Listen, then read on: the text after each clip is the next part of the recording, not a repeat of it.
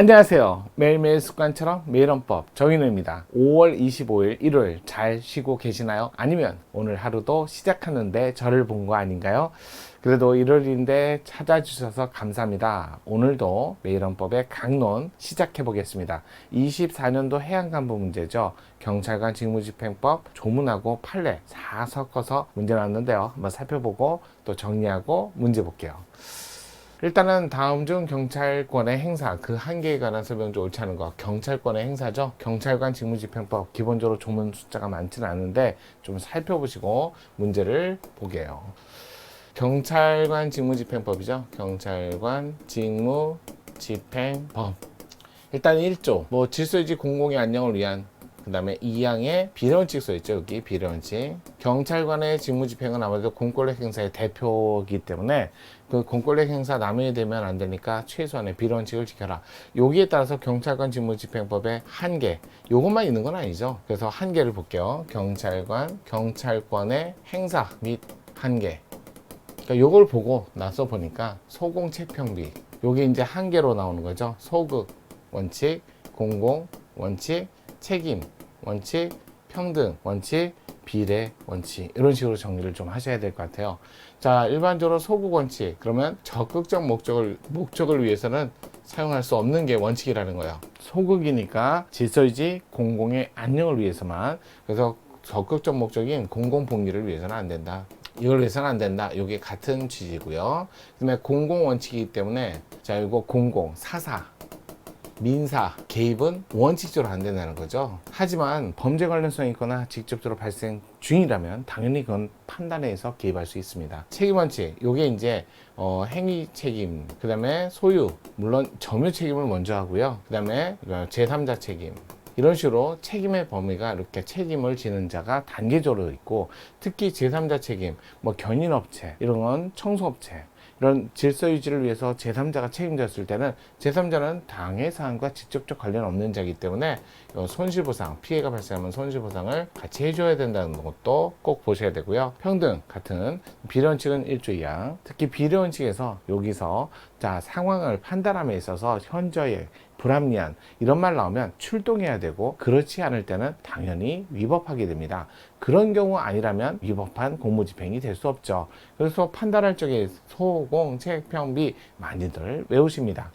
자, 2조에 이제 범위가 있죠. 여기 직무 범위. 그러면서 1호부터 7호까지 있는데, 요 7호 가만히 보니까 앞에는 개별적인 사안인데 요 뒤는 기타 이렇게 됐죠. 기타 공공의 안녕 질서유지에 관련해서, 그래서 일반 조항 이렇게 규정이라고 합니다. 근거로서 본다라는 게 일반적이죠. 그러면 이제 3조부터 시작해서 직무지문,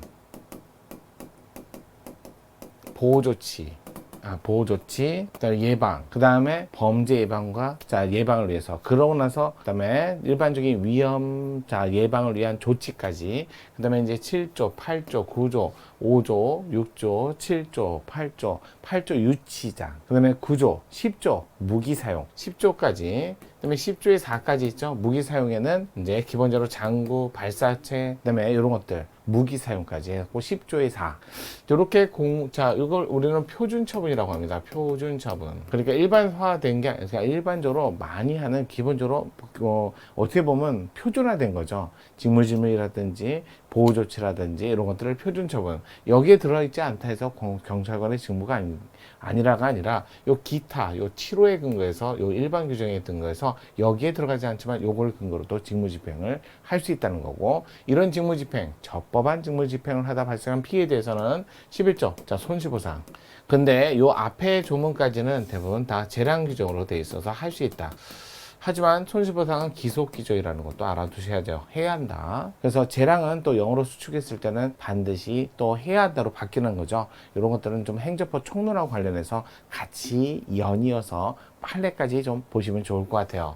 조문 구조하고 적어도 기본적인 경찰권의 행사함에 있어서 그 한계, 소공채평비 꼭 보세요. 자, 옳지 않은 거 1번. 경찰권의 행사가 있었던 경우 그것이 객관적 정당성을 상실하여 현저히 불합리하다고 인정할 땐 그 행사는 위법한, 그러면 공무집행 방해죄 공무에 들어갈 수 없죠. 적법한 공무집행을 집행하는 과정에서 상대방의 그런 어떤 공무집행을 방해할 때 성립하는 범죄인데, 만약에 정당성을 상실했다, 객관적으로 현저하게 불합리하다, 그럼 적법한 공무집행이 못 된다는 거죠. 자, 그런데 그렇게 인정되지 않은 경우에도 경찰권의 행사가 부적절하거나 그와 보다 완벽한 조치를 취할 수 있는 건 아니잖아요. 이런 걸 안 했다는 이유로 위법하게 된다? 이건 아니죠. 적어도 객관적 정당성을 상실하거나 현재 불합리하다고 인정할 때 위법한 공무집행이 된다. 요게 맞죠. 그래서 그런 경우가 아님에도 부적절하다거나 완벽한 조치를 취하지 않았다는 이유로 위법하게 된다. 이게 1번이 틀렸네요. 2번 경찰관이 직수살수 방법으로 집회나 시위 참가자들 해산시키려면 해산 사유를 구체로 고지하는 적법한 절차에 따른 해산 명령을 시행한 후 직수살수 방법에 사용할 수 있다라고 봐야 된다.